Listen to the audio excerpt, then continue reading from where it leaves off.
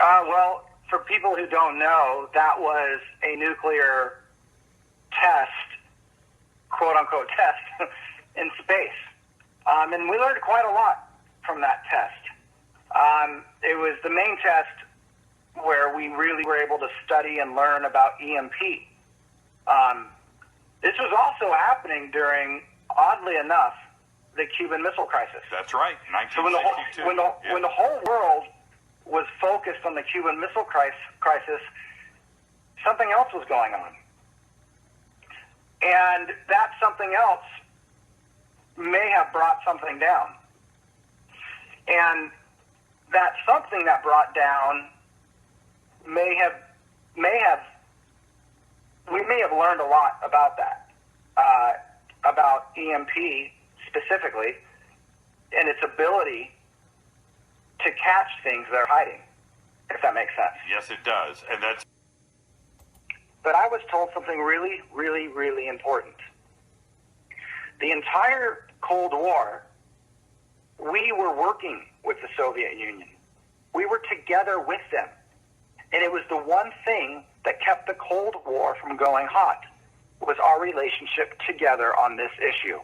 We weren't dumb and just went and lit up a nuke when we were in a standoff with Russia, you know, at the Cuban Missile Crisis, where everyone's like, oh my God, we're all going to die. And we said, well, then we might as well do a nuke test. You know, it's like, no, it didn't work that way. They knew we did the nuke test. They were probably in the room with us when we did that test, because there was a small group of people on both sides that were trying to do exactly what they did, which was fly swat some bugs out of the sky. Now, what we found, Bluegill Triple Prime, was different than what we found in Roswell, okay? But equally as important, but a whole nother story all in itself, if that makes sense. And that's all I want to say. Okay, right now. Okay.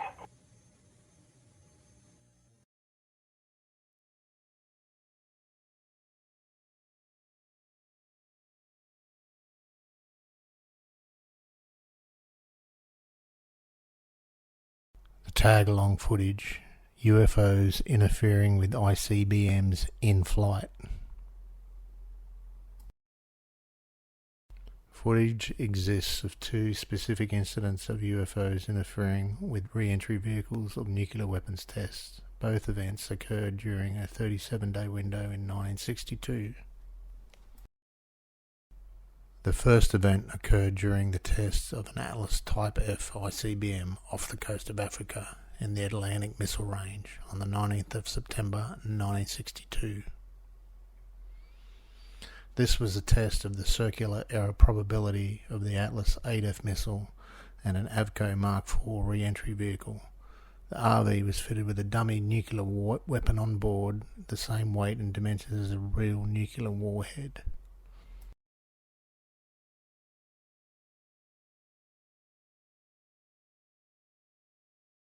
The footage starts with the camera operator in an RC-135 aircraft, focusing on the decoy systems designed to confuse enemy anti-ballistic missile radar. This flight used the Mod 2 pod penetration system, which consisted of 4 re-entry decoys and 5 Mark III vacuum balloon decoys.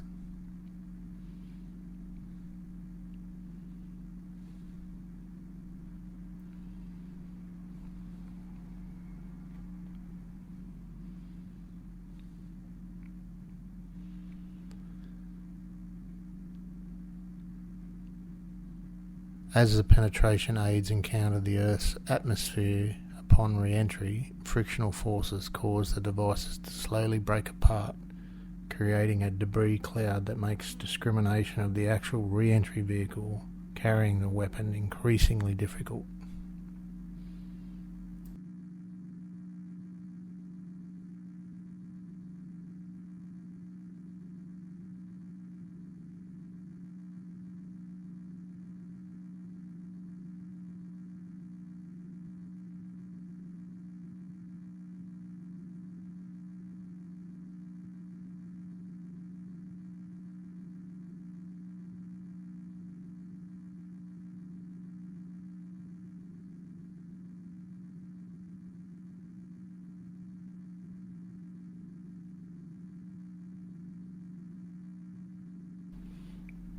A C-band radio beacon fitted inside the Avco Mark IV re-entry vehicle allows the camera operator to determine which object is the actual RV with the dummy warhead on board.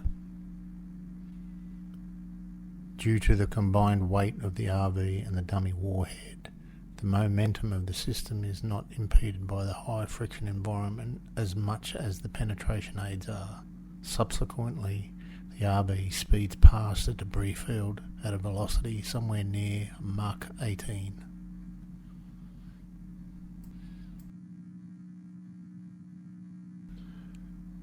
Once the penetration aids have expired, we see another object begin to materialise alongside the RV, seemingly able to match its pace of Mach 18, thus the nickname tag-along.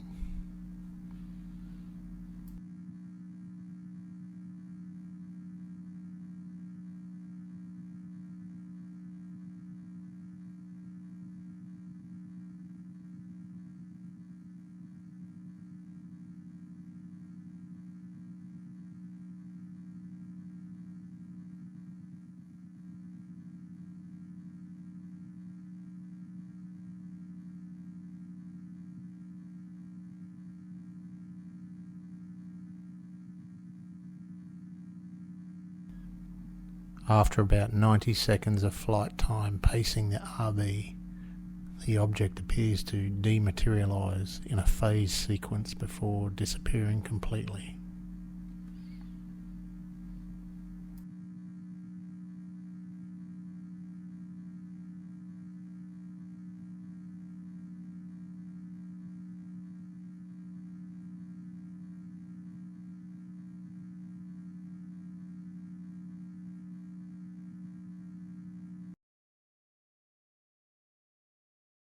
This is the index card of the footage in the National Archives.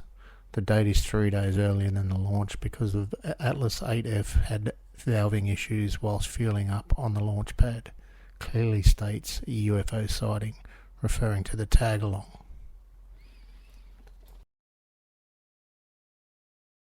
The post-flight test report also records the presence of objects during the flight whose origin or identification could not be determined.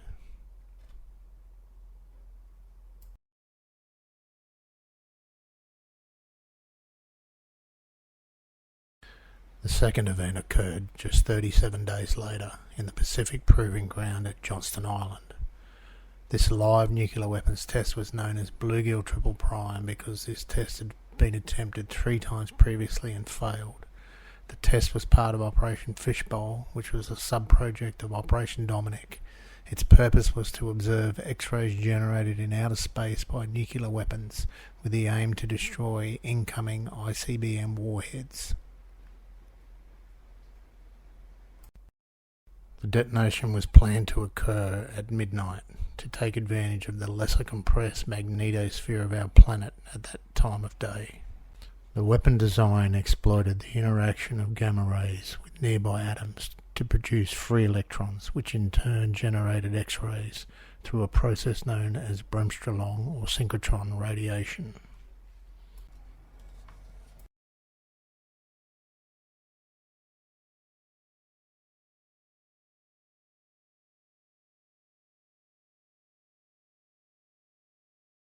Gold was specifically used in the weapon design because it has a single electron in its outer valence shell.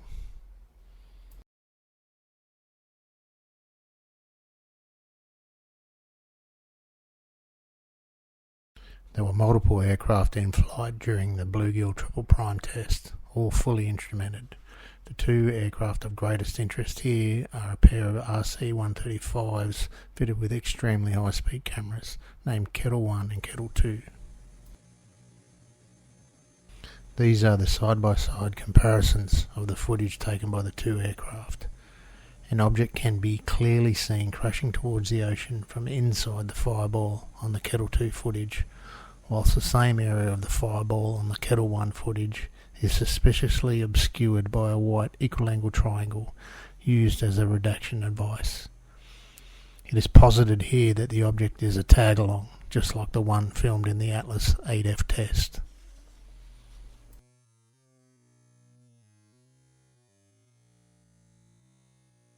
slow motion of the Kettle 2 footage displays not only the tumbling object, but also the smoke trail it leaves behind as it falls to earth.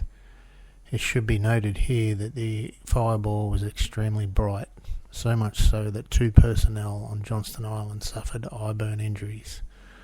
The United States reported only 8 cases of eye burn injuries between the Trinity test of 1945 and the last atmospheric test in November 1962, and 2 of those were from this Bluegill Triple Prime test.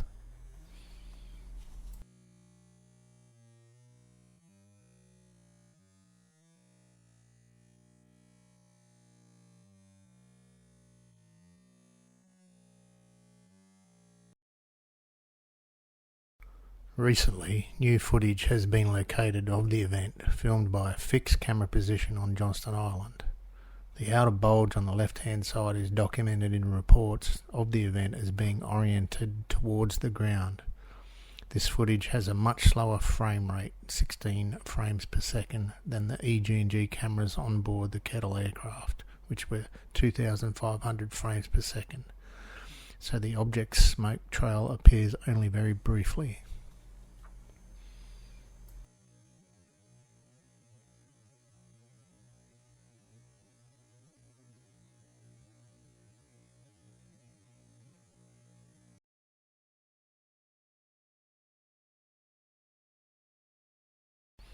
The definite kink in the smoke trail can be seen in both pieces of footage, though the orientation is different because of the position of each camera relative to the detonation.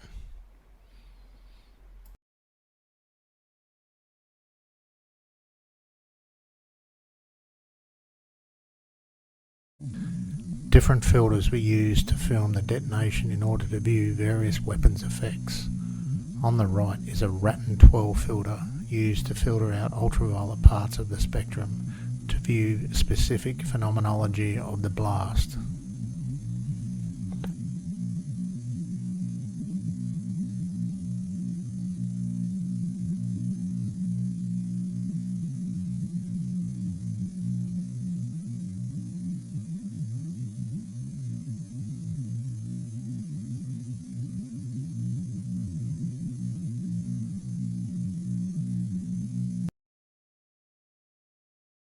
Here we can see the locations of the various camera platforms in relation to the nuclear detonation, which occurred at an altitude of 48 kilometres.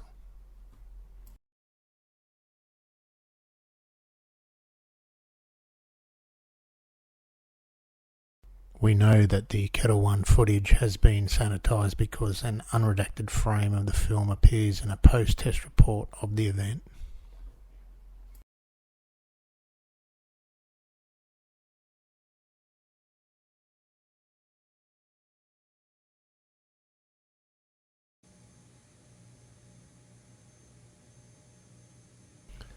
From left to right, Kettle 1, Kettle 2 and the Johnston Island camera.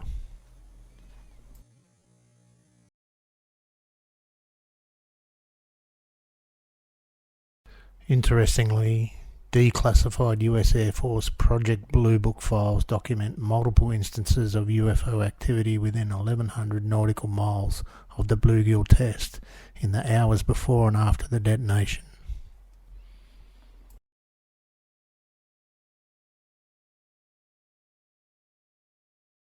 In the first instance, 2 Qantas pilots flying a commercial passenger jet aircraft 1,100 nautical miles to the south of Johnston Island reported seeing a high-speed light of dull red colour flying parallel to the horizon. This occurred 18 hours prior to the Bluegill Triple Prime test. The second instance was from a highly experienced US Air Force colonel flying a KC-135 tanker 1,100 nautical miles to the east of Johnston Island, just 4 hours after the detonation.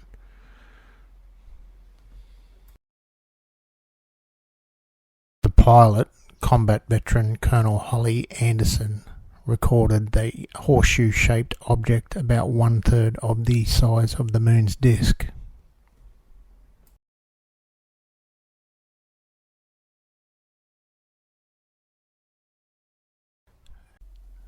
This section is the story of the 4 US Navy ships involved in the recovery and salvage attempt of the Bluegill Triple Prime shootdown event. They are the USS Safeguard, a diver-class salvage ship;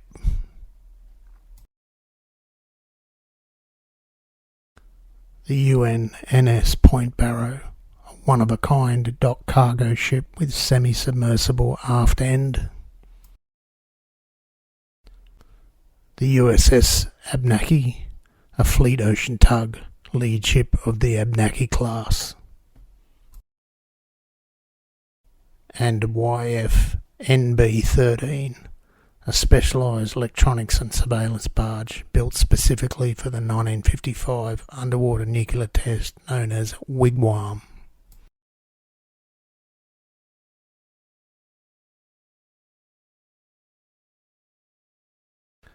Only 2 of those vessels were present for the Bluegill Triple Prime detonation on 26th of October 1962.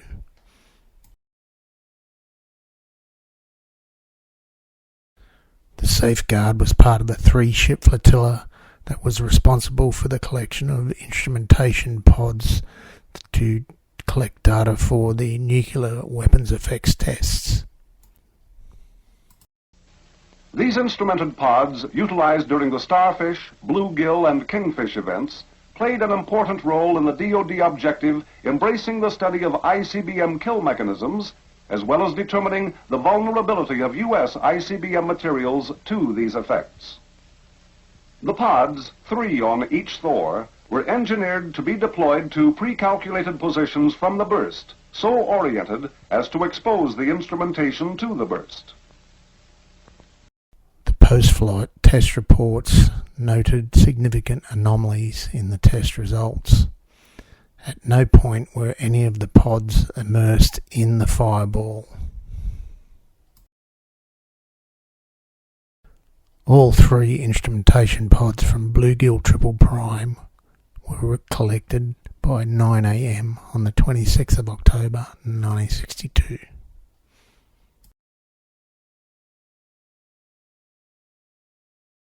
However, the USS Safeguard was involved for several days afterwards in unspecified recovery operations.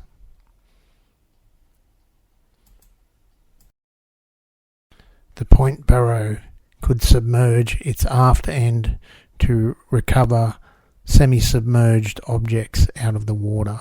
It was a very unique vessel. 3 days after the Bluegill Triple Prime test, the Safeguard and the Point Barrow were still engaged in unspecified recovery operations.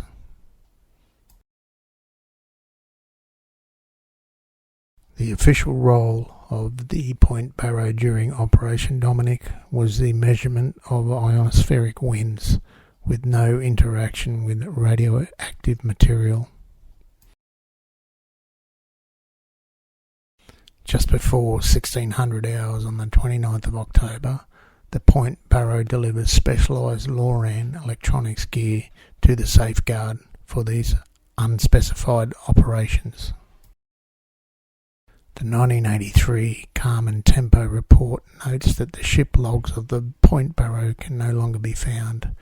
However, it does not identify any recovery operations specified for this ship.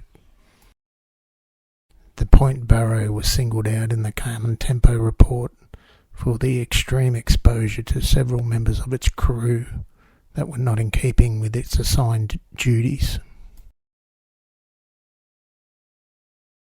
We will now turn to look at the USS Abenaki and YF NB-13 vessels that were stationed at the time at Pearl Harbor.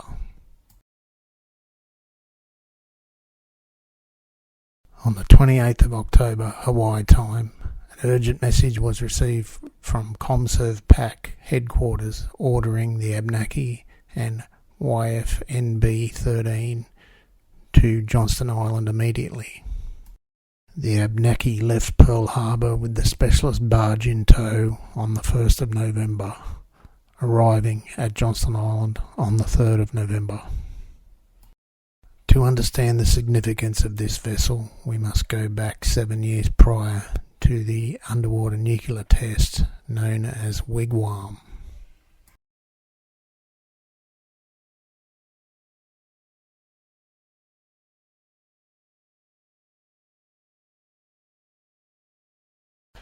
This was a test of a 30 kiloton nuclear warhead at a depth of 2,000 feet in the Pacific Ocean in 1955. The specialised barge known as YF NB-13 was used in that test to photograph the underwater explosion. The barge and two others just like it were built specifically for this nuclear weapons test.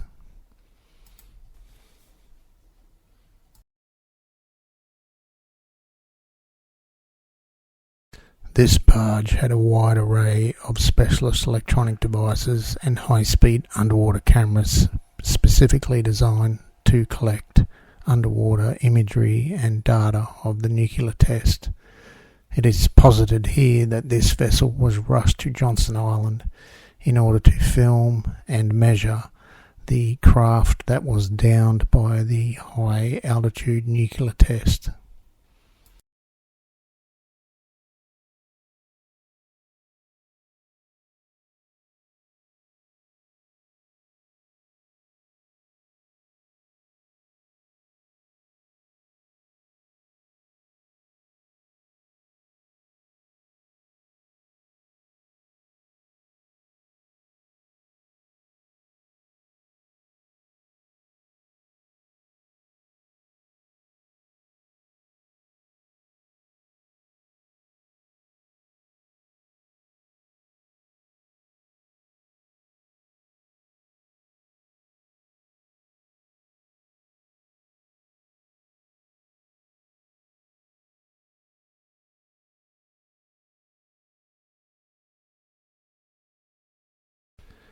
The Abenaki and the barge arrived infield on the 3rd of November 1962. The Abenaki broke tow with YF BN-13 and proceeded to the recovery area. The deck logs for the Abenaki on the 4th of November 1962 simply state that it was located at a station 25 miles away from Johnston Island. Dive operations commenced on the 4th of November in a specified rig known as a Christmas tree rig in tow behind the Abenaki. This image of a Christmas tree rig was supplied by the Honourable Timothy Gallaudet, former Rear Admiral with the US Navy. Tim's wife, Karen Gallaudet, is also a former US Navy diver. Both Tim and Karen provided a breakdown of the ship's logs and dive operations. There appears to be certain periods of non-reporting of dive operations off the barges, as was noted by Karen Gallaudet. Tim also noted anomalies in ship movements that were not reflected in the ship's logs at the time. On the 6th of November, the salvage and recovery operation appears to end abruptly, with the Abenaki and the accompanying tug, the Tuscumbia, getting ready to return to Pearl Harbor, which they did on the 12th of November. The Abenaki and the Tuscumbia, even though they rushed to get to Johnston Island, were back at Pearl by the 12th of November. But where was YF NB-13 during this time?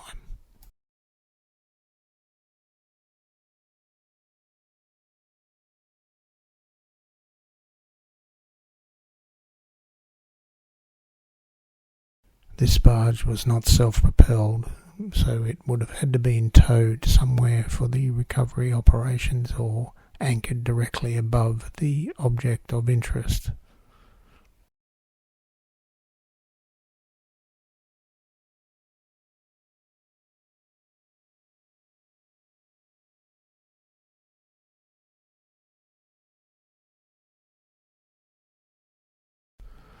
The vessel had accommodation and messing facilities for well over 40 personnel and could have stayed on station at Johnston Island over the object indefinitely.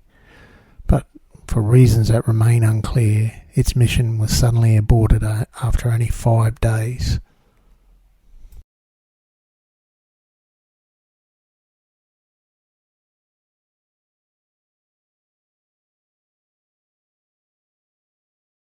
The abrupt termination of the mission aligns with the testimony of David Noble Whitecrow, who spoke to the diver that was sent over the side on the recovery mission first attempt and was subsequently hospitalised with severe psychological stress.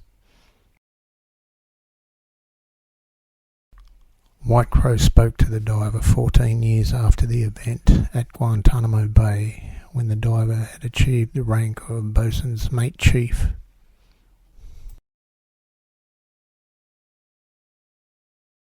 Whilst the barge was taking scientific measurements of the object sitting on the ocean floor, the USS Safeguard was also involved in special recovery operations according to its ship logs. The deck log entries for the 5th of November on the Safeguard simply state that it was in an area called Special Operations.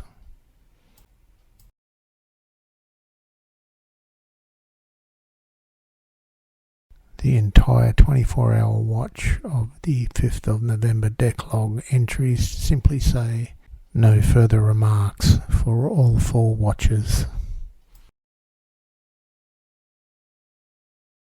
By the 9th of November, the Safeguard is getting ready to hitch the YF-NB-13 barge for tow back to Pearl Harbor.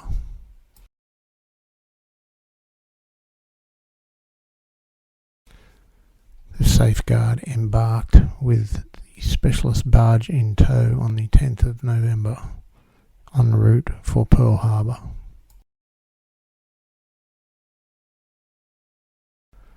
On the 14th of November, both the Safeguard and YF-NB-13 reached Pearl Harbor.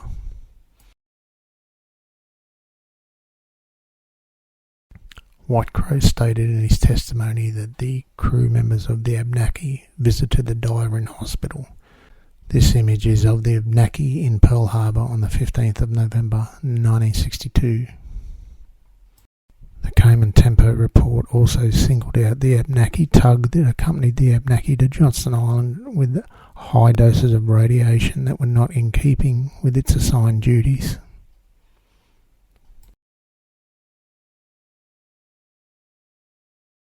You are about to hear the testimony of David Noble Whitecrow, a former US Navy sailor on the USS Finch, who participated in the very first tests of Operation Dominic, the Aztec and Adobe tests of 25th to 28th of April 1962 off Christmas Island, now known as Kirimati. Here, Whitecrow describes meeting the diver 14 years after the event at Guantanamo Bay, Cuba.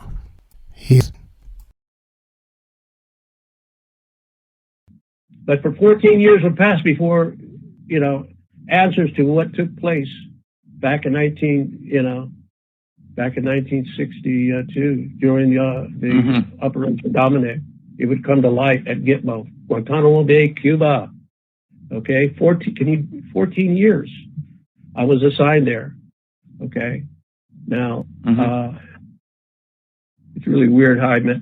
I knew the chief was part of the dry dock or ships repair department, but our paths never crossed because he was like on the other side of the dry dock. His crew, he was in charge of a small group of men, divers, who would, not salvage divers at that point. They would go and check the hulls of ships that would come into Guantanamo to see if they needed cleaning or needed to go into dry dock or whatever. David, can I just stop you? Yeah. David, can I just stop you for a second? Is there any noise on the line, or is my voice clear? Yeah, your voice is very clear. There's no noise. I think maybe mine's getting kind of hoarse because I've been talking for so long. Okay, continue. So the story gets more interesting because you tell us that years later at Guantanamo Bay, you never got any information about this object. You signed something saying you wouldn't talk about it. And years later, how does the story continue from here? Well, it's really strange how I knew of the chief. I'd seen him at quarters in the morning. You call it quarters, where different departments line up and they have kind of a quick inspection. Check your hair, check your shoes, and the different departments, you're set out on the compound. So you really don't know people in the other departments, but you see them. And the master chief, he's got nearly 30 years in the military. He's big and brawly, smokes a cigar when he's not holding inspection. He's the typical chief, master chief. And anyway, I don't know if I want to get into any detail of how I exactly met him, but we would spend a lot of time drinking at the enlisted men's club and at the chief's club. We just wouldn't go to the officers' club because you weren't allowed to patronize with the officers. But the chiefs and the enlisted, whether you were a Marine or a sailor, and this is before Gitmo became, a prison for, terrorists.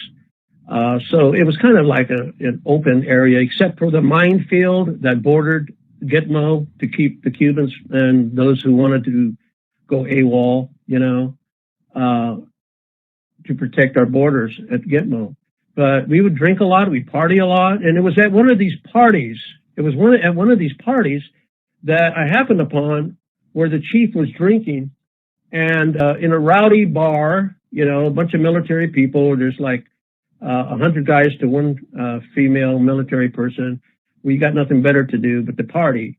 And I saw a small group at the end of the bar, a group of men sitting around and yelling and screaming, cheering on. And so I moseyed on over to what was going on. I hadn't even had a drink in my hand. And then it became very quiet. And as I got up to the table, the master chief, what was happening is he slammed his head on the table. And I thought, God, this guy is really drunk. Is this what 30 years does to you? Because I knew that there was a celebration because he was retiring in a couple of weeks. And I thought this might be one of his farewell beer busts for all the enlisted guys who knew him. But what he did, he had a popular trend that if you put 3 quarters on the top of a table and he slammed his head so hard on the table that it would flip the coins, you would have to buy him drinks all night. So that's what the bet was, and that's what the cheering was when I arrived at that particular scene. And I seen him flip the coins, and he didn't pass out, and he had been drinking all afternoon. So after he had a few drinks and everybody was fanning out, everybody was going to their own group, a bunch of guys going to their own cliques, the chief was sitting there by himself and everything. And I wanted to get to know him, because he was a shipmate, and I hadn't quite reached his level of intoxication. So we just started rambling, and he was rambling more than me. And these little get-togethers, it's scuttlebutt. It's all scuttlebutt. It's like, and I don't want to talk about Navy talk, but anyway, he was a hardcore diver, and he had some sea stories, and he wanted to give his sea story. And so I just nonchalantly says, 30 years, Chief, what are you going to do when you get out? What the heck are you going to do? He says, I'm going to write my book. In a slurry, drunken state, he said, I'm going to write my book. And I said, what book? He said, I'm going to write a book of what I saw and what I engaged in, 14 years ago. And I said, what was that? He says, you don't want to hear about it. I said, yeah, come on, Chief. And, all of a sudden the noise and the rowdiness and all the crap going around the table became, in my mind, silent because I had to get close to hear him mumble what he was saying. He says, I'm going to write my great American novel on a bogey or a UFO that we attempted to salvage in the South Pacific around the end of Operation Dominic. And I said, what? What? Am I hearing right? Am I hearing right? Okay. Mm-hmm. And I said, hey, Chief, I said, you don't know me, but we're in the same division. I said, if I come into your office one day this week before you retire, and I mentioned this conversation, will you remember me? And he looked up at me. He says, I'm not that drunk. Okay. So that was the end of the conversation. And, you know, I put it in the back of my mind. And then one day, it was just a week or so before he was going to retire, the flyer or poster was going around that he is going to have a barbecue at his home for you know, a farewell barbecue for anybody that wanted to go in attendance, you know, and you know, housing, military housing, everybody shared the same cockroach, you know, dwellings. Didn't make any difference if you're officer or enlisted. They were all matchboxes, you know, ready to go up in flames. They've been there since World War II. So it was a big event, you know. I mean, something to do on Guantanamo. You know, you're not going to the bar, you're going to somebody's house to drink, right? So I moseyed on over there by myself, and he was not inebriated, but he had already turned a few steaks and hot dogs, and he was sitting down. And when I approached him, you know, I was the only one that he got my attention. He says, "Hey," he says, "aren't you so and so working at SRD at the engraver shop?" And I said, "Yeah, that's me." He said, "You thought I forgot you, huh?" He says, "Come with me." So he got up slowly, and then we went into his bedroom, and it was really packed with boxes and shit he was putting together, you know. And he had one box that hadn't been sealed yet, you know, for the movers to come and pick up. Somewhere in between this conversation, I had asked, well, how many days you got left, you know, and I don't recall what he said. But he opened the box, and it was filled to the top with binders and loose leaf papers and all kinds of stuff, you know. And he said, "This is the material I was talking about at the club that I'm going to put my story together." And I said, "Hey, Chief, can you just give me kind of the short version? Real short. I want to get the drink." That was in my mind. I didn't say it, but that's what I wanted, you know. So he began to tell me the story about when he was a second-class diver in Pearl Harbor back in 1962. And his group was called away on a top-secret mission 200 miles south of Pearl Harbor, or I don't know if he said that exactly, but he said in the vicinity where a air vessel had gone down. He said air vessel had gone down. And his troop didn't have a need to know until they got underway, meaning out of Pearl Harbor and a few nautical miles out, before they would get the exact location. He didn't say how many were in this group, but he said it was a full complement of divers, chiefs, enlisted men, etc., him included. And he was a hard hat diver. You know, hard hat. That's when they had that Bible headgear with heavy canvas you have to slip into, you know, with cables and stuff. I mean, they had advanced diving equipment, but he's what you call a gopher in second class. You get to go first, okay? So I mean, he's ready, he's eager, he's young, he can do it, right? So they get out on station. They're not told what to look for. They gear him up, okay? They gear him up. He still doesn't know what to look for. He's just given instructions. They get taps on the head, and they told him, okay, when you get overboard and you hit bottom, we just want you to observe, okay? And we're going to tell you where to look. We're going to tell you, because sonar had already picked up this object, I guess, and they already had the coordinates or whatever it was. So he goes over the side, and he doesn't tell me how many fathoms it is or whatever, but he describes when he hits the bottom of the sea floor. He's looking around, and they give him some lamps, and I don't know what kind of power lamp, candle lights they give him, but anyway, he's flashing it around, and he doesn't realize it. He told me that his back is to whatever he's looking for, and doesn't realize it. Okay. He doesn't realize his back is to the object he's supposed to be searching for. So he does this 360 ocean slow turn. And what he faces, he almost, he almost loses it. He can't believe the size of this thing. And he thought that when he hit the bottoms at the light of the ocean, because it was a clear day, you could see for depths. I mean, in the Pacific, believe me, where there's no pollution during that period of time, you could see pretty far. Okay. Yeah. But he thought he had gone down in a canyon or something, in a crevasse, and what he was looking at was the edge of this crevasse that was blocking out the sun shimmering from the surface. But as he got closer, he realized that this was not natural coral. This was not the side of a cliff down below, okay, or a ravine. And I can't give you the right description, but this is how I received his conversation. And when he got close to it, he reported aboard, with whatever communication system they had, that he wanted to come up, that for whatever reason, he did not want to be down there. And they gave him instructions to get close to it, to touch it, kick it, whatever you got to do, and come up and report to us. Yeah. Report to us what it is. Mm-hmm. And so he said that he put his hand out. He put his hand out to touch it, and his hand went inside of it.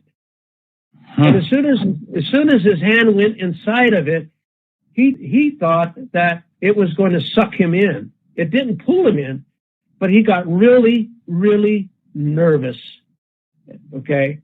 And this is something they teach you and they train you because of sharks, seals, porpoises, curiosity mammals. They teach you how to control yourself because you're going to see live things down there, hammerheads, whatever. But he lost it. I mean, he was really scared.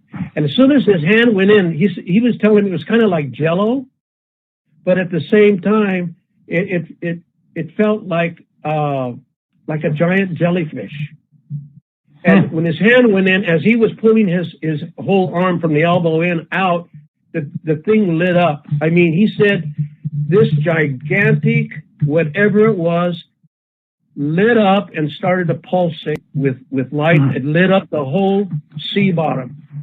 It lit up the whole sea bottom. And he skirmished his arm out of there, and he panicked. He went into panic mode. So they hauled him up, and he doesn't talk about, he has to, what do they call it, pause halfway going up and everything, so he doesn't get that sickness, motion, whatever they call it. The bend, the bend. When you deep dive, the bends and stuff. But he got up there, and when they removed his brass helmet and everything, he had puked all over himself. I mean, it was really bad. And so they didn't take him out. They did not take him out of the suit. They said, you got to go down one more time. You're going down again. Okay. Yeah. He said, you got to go down again, and he says, over my dead body. So all of this is taking hours. I'm not talking about the 5 minutes I'm describing it to you. The chief was telling me this took hours. The boat they're on is rocking, and there's you have to take care of the equipment. And there's all kinds of stuff going on. And there's picket ships or other ships circling the perimeter of this, salvage boat. And so anyway, he actually said he had to be airlifted. He had to be airlifted. They had one of those old-fashioned seaplanes, Navy seaplanes that came down, picked his ass up, and took him to Pearl Harbor and put him in the hospital. He stayed there long enough for some of his shipmates to come and visit him. And what they told him is secondhand. And by the time it reached me, it's fourth and fifth hand, I guess. But what they told him, and they were bound like I was under penalty of prison and forfeiture of your salaries, that if they revealed anything that happened after he was evac to Pearl Harbor Hospital, military hospital, that they were in deep, deep trouble. But they whispered to him that after they had taken him off, the following day they were still on station. They had set buoys on this thing, that They had marked it. They had sent down sonar monitoring devices. There were submarines off station taking soundings. There were ships taking soundings. He said the flotilla out there was unimaginable. And he said when they had like 5 or 6 divers go in to inspect this, and they came up, they had finally measured this thing, and he said it was huge. It was if not longer than an aircraft carrier. Okay, and he said it was cylindrical, and that's all he was able to get out, where he was informed. And and he says, and he wanted to know, well, what were they trying to do? They were trying to figure out. They were bringing professionals how to bring this thing up, or how to cut it in two, or how to salvage it. But before they could actually remove it, he had to kind of imagine or make up a story based on just the fragmented pieces he was able to pull together from his shipmates. Okay, that most of them were being shipped out. Most of his shipmates who made the initial discovery, which he was part of, they were all getting transferred to different locations throughout the United States and abroad. And so what he was able to piece together, he told me, was this thing at night, and he didn't give a time, but under the cover of darkness in a clear night, this thing glowed with effervescence to a point where the whole ocean lit up like a neon light bulb or tube, and it rose above the surface slowly and slow enough to allow the surrounding ships to pull away without falling, being disturbed in a way that they would capsize. And we're talking about escort destroyers and destroyers and other ships in the vicinity that was monitoring this thing with all kinds of devices. And he said it moved so fast under the sea surface without causing great waves. And it went out of sight. It went out of sonar reach. They could not locate it. They couldn't find it. Wow. And that's amazing. That's what he was given. Okay. Now, anybody out there listening, that they can have their own, make their own imagination. But I'll tell you something. Some years later, they made a movie about, it was called The Orb. And I think remember that movie, The Orb? I forget who starred in it. I think it's taken from that incident. I think somehow something leaked out, and that movie, The Orb, was created with a big change in the script. But David, did you say that did the Master Chief go down a second time or not? He wouldn't go down again? No, he didn't. They demanded, they said, you're going to lose your second-class rank. You don't follow orders. But he went into a psychological, physical relapse. Yeah, he went into relapse. Yeah, he went into relapse. He said at one time some people from high up in the government interviewed him while he was still in the hospital, and they wanted to know what happened when he put his hand inside the hull of this thing, or whatever it was. So he had to give them, the best he could. The same description I gave you to them. I don't know. It's probably more detailed. Did you mention before that he saw the movement inside? Yeah. I'm sorry, I left that out. He saw shadows. Moving shadows. Yeah, what appeared to be humanoid type figures, but humanoid shadows. No detail. No, that was exactly what you said. That was exactly what you said a year ago. Humanoid shadow, no details. And he sort of had a nervous breakdown about it, didn't he? I mean, that's why he went to the hospital. He had a nervous breakdown. From my point of view, listening to the chief, if I was in his shoes, I would fake it. I wouldn't want to go back out there. I would not want an assignment like that again. Okay. And, there's all kinds of things people do for their Navy career. David, is it possible that some of these other divers that went down, you said there might have been 5 or 6 other divers, would they still be alive? I have no idea. I've made no attempt to see if there are anybody talking about it. But I'll tell you what, this thing, if the CIA is in charge, believe me, you're not going to get iota out of anybody, because they don't pay you off; they take you out.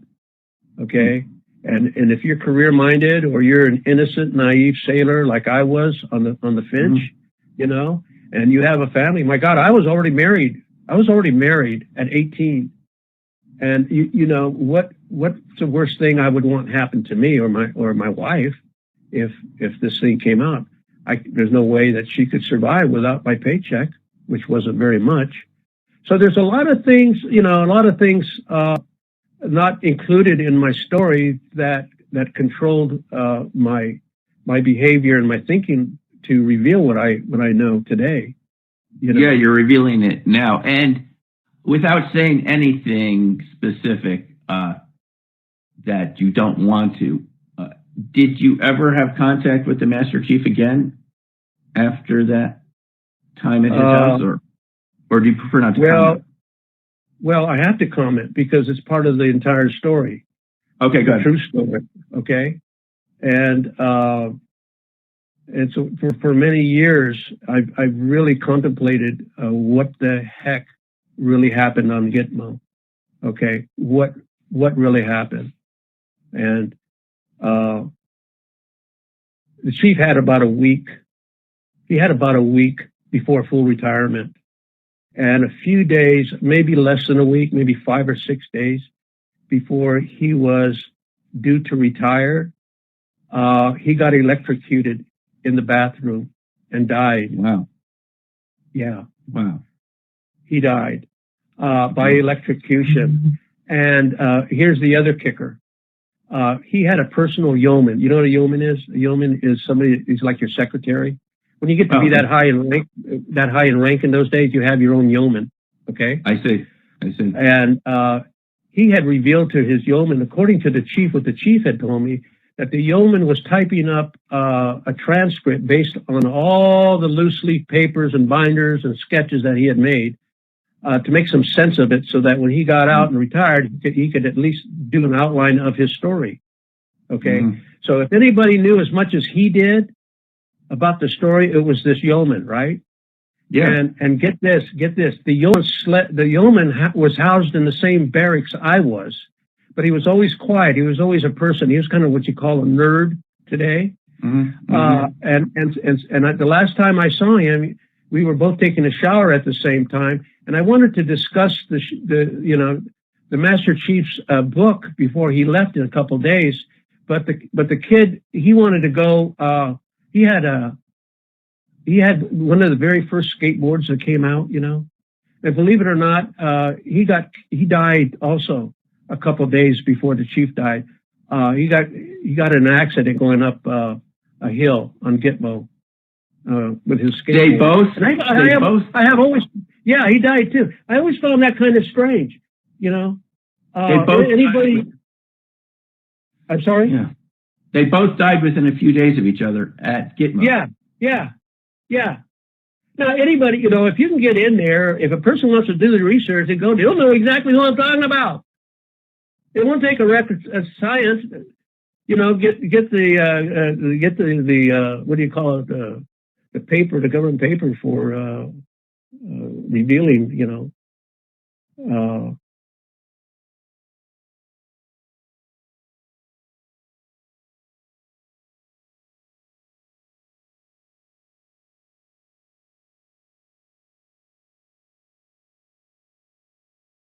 Although the chief's family do not want his identity revealed, there are a number of anomalies in his service records that require further investigation. His records state from the 27th of October to the 10th of November that he was on leave from the US Naval Air Station number 115.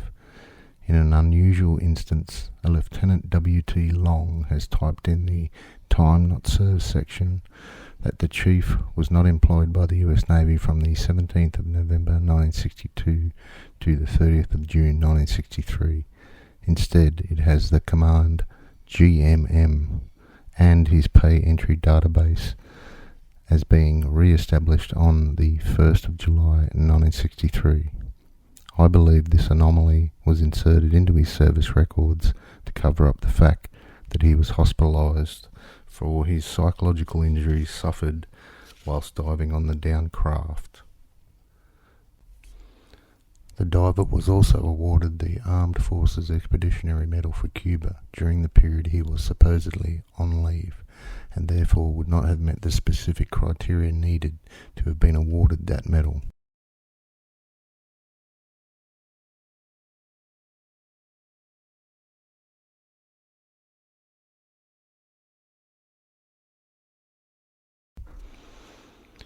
It should also be noted that the crew of the USS Abenaki changed the insignia of the ship in 1962 to an unusual looking hand design. Perhaps this was a quiet hat tip by the Abenaki's crew to the chief regarding his unique underwater experience with a UFO.